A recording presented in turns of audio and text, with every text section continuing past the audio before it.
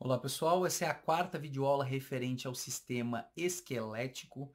Nela nós iniciaremos o estudo da coluna vertebral. Espero que aproveitem a aula, um abraço e até mais.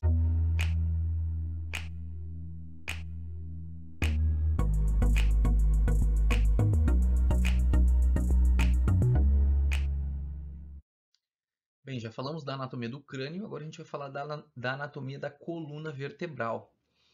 Primeiro eu vou falar sobre os conceitos gerais, né, em relação à coluna vertebral, e depois a gente começa a falar das vértebras de forma um pouco mais específica. Bem, a nossa coluna vertebral ela é constituída por 33 vértebras. Tá? Dessas 33 vértebras, 7 são vértebras cervicais, tá? Que compõem então a coluna cervical. 12 são torácicas, 5 são lombares, 5 são sacrais e elas se fundem e formam um osso único que nós chamaremos de sacro. E nós temos 4 coxígeas, né? Às vezes uma a mais, às vezes uma a menos. Mas em geral são 33 vértebras. Vale lembrar o seguinte, que conforme a gente vai descendo o nível aqui das vértebras, né, a gente vai ver que, por exemplo, a primeira cervical ela não possui corpo, somente massas laterais, eu vou falar disso um pouquinho mais à frente, mas assim, da segunda, terceira, quarta, enfim, em diante, a gente vai observando que o corpo das vértebras ele vai aumentando. Por que ele vai aumentando de tamanho, né? Porque quanto mais baixo for o segmento, ou seja, quanto mais baixa a vértebra, mais peso ela carrega, mais carga ela carrega. Exemplo, as vértebras cervicais carregam, né, o peso, né, sustentam o peso somente da cabeça, né? As torácicas da cabeça e do pescoço, as lombares da cabeça, do pescoço e do tórax, né? Então, quanto mais baixa, maior o tamanho do corpo. Só que quando chega aqui na região sacral, essas vértebras elas ocorrem exatamente o contrário, ó. Essa aqui é a última vértebra lombar, a L5, ela passa a carga toda para a primeira sacral, S1, só que olha só, a primeira sacral é a maior, tem o maior corpo, a segunda um corpo um pouco menor, a terceira menor ainda, a quarta menor ainda e a quinta tem um corpinho bem pequenininho. Bom, por que que isso acontece então quando a gente chega na região sacral, né? Ocorre essa inversão. É que o seguinte, a última lombar aqui, ó, a quinta vértebra lombar, ela recebe a maior carga, só que ela repassa para a primeira sacral, para S1, e a sacral ela dissipa, ela distribui a carga para a pelve, para o osso do quadril, né? E juntamente com o sacro, né? Lembrando, vou depois passar para vocês, mas o conceito de pelve é esse. Quando eu tenho o osso do sacro mais os ossos do quadril, eu formo a pelve óssea, e da pelve o peso vai ser distribuído ou para os membros inferiores, se eu estiver de pé, ou se eu estiver sentado, o próprio osso do quadril, né, o isquio, a região posterior do osso do quadril, sustenta o nosso peso conforme eu estou sentado aqui conversando com vocês. Então vejam, quanto mais baixo o segmento aqui, maior a carga. Só que quando chega na região sacral, esse peso é distribuído e não vem aqui para as outras sacrais, tampouco para as coxígeas. Por isso que ocorre essa inversão. Vale lembrar, uma coluna vertebral tem em torno de 72, 75 centímetros. Isso depende muito, né, da altura, da estatura do ser humano. Agora tem uma coisa interessante, ó, entre essas vértebras, é, entre as vértebras, não entre todas, mas entre um número muito grande de vértebras, de C2 aqui, ó, da segunda cervical até a primeira sacral, existem articulações entre elas, tá? Articulações cartilagíneas que depois nós chamaremos de sínfises, os discos intervertebrais. Um quarto da altura da nossa coluna é constituída pelos discos intervertebrais. A gente está vendo aqui, né, essa coluna é uma vista anterior, é como se você estivesse me vendo de frente. Agora eu mostro para vocês aqui uma vista lateral da coluna vertebral. Notem que existem curvaturas. Aqui lá na anatomia topográfica do dorso eu falo bastante dessas curvaturas. E essa aqui é uma vista posterior. Vale lembrar que a coluna vertebral, além de um eixo de sustentação, né, um eixo semirrígido de sustentação, a gente consegue, né, movimentar essa coluna, né, graças por ser um eixo semirrígido, né, como eu falei, rígido porque tem ossos, né, mas ele é flexível devido às articulações entre esses ossos, mas ela também aloja, né, forma aqui dentro o canal vertebral, que eu vou explicar um pouco melhor mais à frente, e ela vai proteger essa coluna vertebral, a nossa medula espinal. Observando então as características de uma vértebra. Dizer, professor, mas qual vértebra? Bom, uma vértebra qualquer. Nem todas as vértebras vão possuir todas as características que eu vou falar agora, né? Daí depois a gente vai ver vértebra por vértebra. Mas aqui eu vou generalizar, certo? Então vejam, aqui eu tenho uma vértebra qualquer, nesse caso é uma vértebra torácica, mas isso a gente não vai estar levando em consideração. E quais são os componentes de uma vértebra? A vértebra possui um corpo vertebral, né, que é a estrutura que vai sustentar a carga, né, ou seja, um corpo vertebral está alinhado abaixo de outro corpo vertebral, abaixo de outro corpo vertebral, abaixo de outro, né, para formar essa coluna. E, ó, então, uma vértebra possui um corpo, um arco e 7 processos. Então, o corpo eu já falei para vocês, está aqui. O arco é essa estrutura aqui, só que o arco ele é constituído, ó, por duas lâminas. Então, aqui eu tenho uma lâmina, aqui eu tenho outra lâmina, e as estruturas que unem. Então, aqui eu tenho o arco, ó, ele é constituído por uma lâmina de um lado, outra lâmina do outro, e as estruturas que unem essas lâminas ao corpo vertebral, que são os pedículos. Então, aqui eu tenho um pedículo e aqui eu tenho outro pedículo. Então, vejam, a vértebra possui um corpo, um arco, que é constituído aqui por duas lâminas e dois pedículos, e 7 processos que a gente vai estudá-los agora. O que eu vejo aqui? Ó? 2 desses 7 processos são os processos transversos ou transversários. Esse processo transverso ele vai servir para eles servem como um ponto de inserção para os músculos e para os ligamentos, tá? Isso de qualquer vértebra. 2. Se eu estiver falando de vértebras torácicas, exclusivamente das vértebras torácicas, o processo transverso serve também para a articulação da vértebra com a costela. As costelas possuem uma cabeça que se articula aqui, ó, no corpo da vértebra, nessa foveazinha costal, e um tubérculo. O tubérculo das costelas se articula, forma uma articulação aqui no processo transverso. Então, o processo transverso de uma vértebra serve para inserção da vértebra com músculos, né? Ou melhor, para que músculos e ligamentos consigam se inserir, se fixar, se prender na vértebra, e servem também para formar uma articulação com as costelas, se eu estiver falando de vértebras torácicas, certo? Processo espinhoso é ímpar, eu tenho um processo espinhoso só. Então, vejam, de 7 processos, eu já falei de 2, agora eu estou falando do terceiro, o processo espinhoso. O processo espinhoso, ele é essa projeção aqui, ó, posterior, e ele vai servir como um ponto de inserção para os músculos e para os ligamentos. Os músculos se inserem ali e serve como uma alavanca, né? Quando o músculo se contrai, puxa o processo e, consequentemente, o movimento ocorre. Bom, então vejam, dos 7 processos, nós falamos de 3, faltam 4. Desses 4, 2 são os processos articulares superiores. Ó, eu apresento um aqui para vocês e apresento o outro lá atrás. Esse processo articular superior ele vai servir para formar uma articulação com a vértebra que está vindo acima. Ó. Então, acima dessa vértebra torácica, ou poderia ser qualquer outra vértebra, eu tenho uma outra torácica, tá? Ou poderia ser uma cervical, né? Poderia ser a sétima cervical, e o processo articular inferior, já vou falar dos inferiores, dessa vértebra que estaria aqui em cima, forma uma articulação com o processo articular superior, né? Com os processos articulares superiores dessa vértebra aqui que está abaixo. Então, esses processos articulares, eles servirão para fazer a articulação com a vértebra que está acima. E os dois últimos processos são os processos articulares inferiores, como eu expliquei aqui em cima. Ó. Os processos articulares inferiores, ou seja, esse e esse aqui dessa vértebra, servem para articular essa vértebra com uma outra vértebra que estiver abaixo. E com isso nós vamos formar articulações do tipo sinovial, que eu vou explicar melhor lá no sistema articular, mas por enquanto a gente fica com esses conceitos. O que mais que uma vértebra tem? Então vejam os 7 processos. Ó. 2 processos transversos, um processo espinhoso, 2 processos articulares superiores, que são esses mesmos que a gente enxerga aqui, ó, e 2 processos, essa aqui é uma vista superior da vértebra, tá? E 2 processos articulares inferiores, que são aqueles dois de baixo ali que eu não vejo muito bem. Bom, uma vértebra também, ó, entre o corpo e o arco, ela vai possuir um forame. E quando eu coloco uma vértebra sobre a outra, eu somo esses forames e eu digo que o local onde estão esses forames forma o canal vertebral que vai alojar a nossa medula espinal.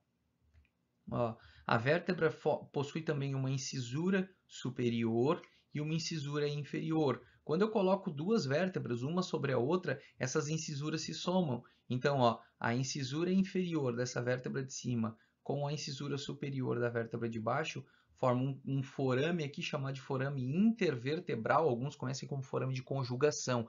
É menos comum, mas às vezes chamam assim também. E esse forame intervertebral ele vai servir como ponto de emergência para os nervos espinais, né? E a gente vai entender sobre os nervos espinais lá na neuroanatomia, né? Então será em um outro momento. Bom, tendo falado das características gerais de uma vértebra qualquer, agora a gente torna um pouquinho mais específico. Agora nós falaremos somente das vértebras cervicais e eu vou começar falando da primeira vértebra cervical, do Atlas. O Atlas, ó, que inclusive recebe esse nome devido a um titã, penso eu, da mitologia, um semideus. Penso que um titã, né? Se não for um titã, me perdoe, mas vem da mitologia. O Atlas era ou um titã ou um semideus, acredito que um titã, que levava o planeta, né, segurando assim sobre os ombros. E por que então que essa vértebra ela recebe o nome de Atlas? Porque ela segura, é ela quem sustenta a nossa cabeça. Então a nossa cabeça representa o planeta, né?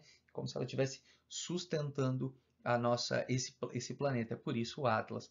O Atlas, a primeira vértebra cervical, ela é a única que não possui um corpo vertebral. Na verdade, ela possui duas massas laterais que se comportam como um corpo, mas a gente não chama de corpo. Então vejam, aqui eu tenho uma massa lateral, aqui eu tenho outra massa lateral e essas massas elas são conectadas por arcos, um arco anterior e um posterior.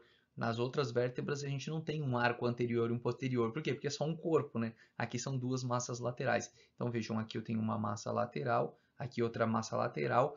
Essas massas, elas fazem articulação com os côndilos occipitais, essa face articular superior. Inclusive, deixa eu explicar o que é uma face articular. Ó. Esse aqui é o processo articular superior da vértebra. Só que no processo articular existe uma. É como se aqui, ó, o meu dedo aqui fosse o processo e a superfície aqui ó, fosse a face articular. Então, ó, o processo é a elevação. No processo articular existe uma superfície que faz contato. Inclusive, essa superfície ela é recoberta por cartilagem. A gente chama de face articular. Então, a face articular está no processo articular que está na vértebra. Então, essas massas laterais, elas fazem articulação com o occipital, ou seja, com os côndilos occipitais, e fazem articulação, né, a parte inferior dela, que eu vou mostrar ali na outra imagem, fazem articulação com a vértebra que está vindo abaixo, ou seja, com a C2, a segunda vértebra cervical. Ó, eu tenho um arco anterior e um arco posterior. Ó, um tubérculo anterior, que serve como ponto de inserção para músculos, um tubérculo posterior. Ó, processo articular superior, eu disse que nele eu tenho a face articular, e quando a gente olha esse mesmo atlas aqui, ó, agora é uma vista superior, a gente está olhando de baixo para cima. Vejam, eu tenho um processo articular inferior aqui. Nesse processo que é a elevação, existe a face articular que é recoberta por cartilagem.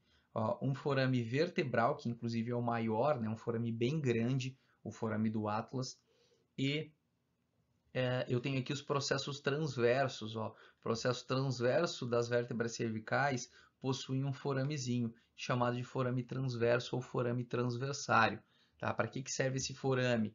Tirando a última vértebra cervical, C7, que pode ter forame transversário, mas não serve para esse fim, o forame transversário das outras cervicais, ou seja, C6, C5, C4, C3, C2 e C1, que é essa aqui, o Atlas, serve como passagem para a artéria vertebral. A artéria vertebral é um ramo da artéria subclávia que entra no forame transversário de C6, vai passando por C5, C4, C3, C2, C1, ou seja, um canal, né, um canal ósseo, e depois que ela entra, ela passa aqui no forame transversário de C1 subindo, ela dá uma volta posterior, passa num suquinho aqui, ó, que é o sulco da artéria vertebral e entra no canal vertebral, que depois vai perfurar a dura mater, o forame magno e vai lá irrigar a região posterior do nosso encéfalo. A artéria vertebral de um lado faz a anastomose com a artéria vertebral do outro lado, formando a artéria basilar, e dali existem várias artérias que irrigam o nosso cerebelo, o tronco encefálico e principalmente o lobo occipital. Ó, tá aqui, ó, sulco para a artéria vertebral. Ó, ainda na vértebra cervical, né, C1, ou seja, no Atlas, existe uma face articular para o dente. Que dente? O dente do áxis, que eu vou falar na sequência. O áxis, a segunda cervical, possui um dente que serve como um pino que vai fazer com que o Atlas gire em torno desse pino sem sair do eixo. Isso é importante porque quando a gente faz rotação, a gente não tem risco de ter uma lesão medular alta ou até do tronco encefálico, né? Porque a nossa coluna, né, gira, ou seja, o Atlas gira em torno de um pino, de um eixo que vai ser o dente do áxis. A gente vai entender um pouco melhor quando eu falar do áxis e a gente vai entender um pouco melhor quando a gente falar de sistema articular. Vocês estão vendo como a anatomia ela é uma sequência, né? A gente tem que começar estudando por partes, senão fica mais difícil de entender o todo. Olha aqui, C1, C2 aqui, o áxis, e o dente aqui, ó, né? O Atlas gira sobre esse dente, ou gira em torno desse dente. Vai dizer, professor, mas por que ele não cai? O que mantém ele preso aqui? É onde entram as articulações, que a gente vai falar um pouco mais à frente. Bom, chegamos então na segunda vértebra cervical, né? O áxis. O áxis tem tudo que uma vértebra deve ter, né? Que eu expliquei para vocês ali no primeiro slide, né? Que eu falei características de uma vértebra. Mas o que mais que ele tem que vai ser diferente? Ó? Ele possui o corpo, como toda vértebra, né? Tirando o Atlas, mas é porque daí é uma vértebra atípica. Ó, um processo articular superior, um processo articular inferior, um processo espinhoso, só que vale lembrar que normalmente, não são em todas as pessoas, mas normalmente, em muitas pessoas, na maioria das pessoas, o processo espinhoso do axis e depois da C3, C4, C5 e C6, ele se bifurca. Então ele tem um processo espinhoso bífido, ó, ele se divide aqui em duas porçõezinhas. Então a gente chama de processo espinhoso bífido, mas isso não é regra, não quer dizer que todas as vértebras vão possuir processo espinhoso bífido. Mas está aqui então processo espinhoso bífido, que é uma característica das cervicais de C2 até C5, às vezes C6, C7 não. Bom, um processo transverso. No processo transverso nós temos os forames transversários, como toda a vértebra cervical. E aqui eu tenho o dente do áxis, ó, aquele dente que serve como um eixo, né, para que o Atlas gire sobre ele. No dente eu tenho uma face articular anterior, que vai se articular com o arco anterior do Atlas, e uma face articular posterior, que vai se articular, vai fazer contato com um ligamento que vai estar aqui atrás, que é o ligamento cruciforme. Esse ligamento cruciforme vocês vão ver mais à frente, que ele é constituído pelo ligamento transverso do Atlas e o fascículo longitudinal superior e inferior. Mas eu vou falar lá no sistema articular. Ó, tá aqui C2, aqui tá C1. Vértebras cervicais, ó, típicas e a C7. Quais são as típicas? São as vértebras cervicais comuns. Quais são as típicas? C3, C4, C5 e C6. Elas têm todas as características que eu já falei até agora. Só que qual é a diferença do Atlas? Elas possuem corpo, não são massas laterais. Qual é a diferença para o Axis? Elas não possuem dente. A única vértebra que possui dente, também conhecido como processo odontoide, tá? Mas o nome mais moderno é dente, é o axis. Então, ó, essa aqui poderia ser uma C3, poderia ser uma C4, poderia ser uma C5, tá? Ou até uma C6. É mais difícil a C6, porque a C6 ela tem um processo espinhoso um pouquinho mais longo. Mas vamos considerar que seja uma C3 ou C4. O que eu tenho aqui? Um corpo, o arco, né? Lembrando que são duas lâminas, né? E dois pedículos, ó, o forame vertebral, ó, o processo transverso, tá? O processo espinhoso, ó, bífido, porque ela é uma cervical típica, não obrigatoriamente vai ser bífido, mas em muitas pessoas é. Ó, esse processo transverso ele tem um tubérculo anterior e um tubérculo posterior, serve como ponto de inserção para músculos, tá? Por exemplo, os músculos escalenos. Ó, existe um sulco para o nervo espinal, não são todas as vértebras que tem, mas essas cervicais normalmente sim, por onde vai estar passando por aqui o nervo espinal. Lá da medula espinal vão surgir 31 pares de nervos espinais e eles vão saindo, tá, do canal vertebral através dos forames intervertebrais, indo inervar o corpo todo, né, do pescoço para baixo. Então, por aqui, existe esse suquinho nas cervicais, em algumas cervicais, para que praticamente todas as cervicais possuem esse suco, mas de algumas é menos pronunciado, que vai servir para emergência, para passagem. O nervo espinal sai por aqui e passa aqui, ó. Bom, e a C7? Essa aqui é a última vértebra cervical. A C7 ela é muito semelhante às outras vértebras cervicais. Qual é a diferença? Ela normalmente possui 3 forames também, como as vértebras cervicais, né? O forame vertebral e os 2 forames transversários. A diferença é que a C7 ela tem um processo espinhoso mais longo e não é bífido. Normalmente ele tem uma bolinha assim na ponta. Ó. Se você palpar assim, o seu pescoço de baixo, ou melhor, de cima, desculpa, para baixo, você vai sentir uma bolinha assim, ó, com o pescoço fletido nessa região inferior aqui do pescoço.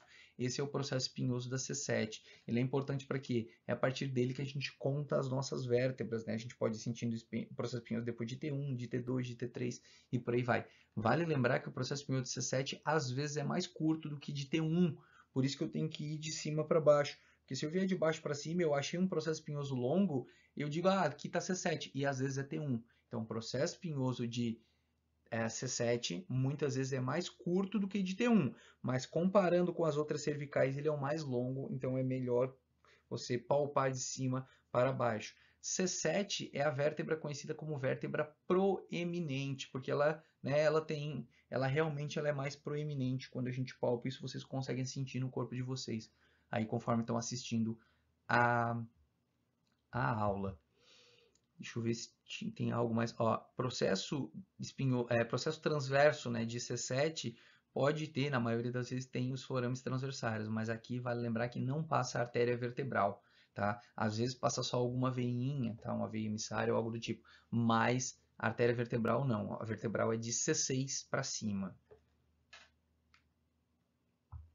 Ó, só para vocês terem uma noção daquilo que eu falei, C7 está aqui, ó, o processo espinhoso dela é bem mais proeminente em relação às outras vértebras. Ó, essa aqui é C2, eu sei disso por causa do dente, do áxis. Ó, então, C2, C3, C4, C5, C6, C7. Só que ainda assim, ó, às vezes o processo é um pouco mais curto do que da primeira torácica, né, do que de T1.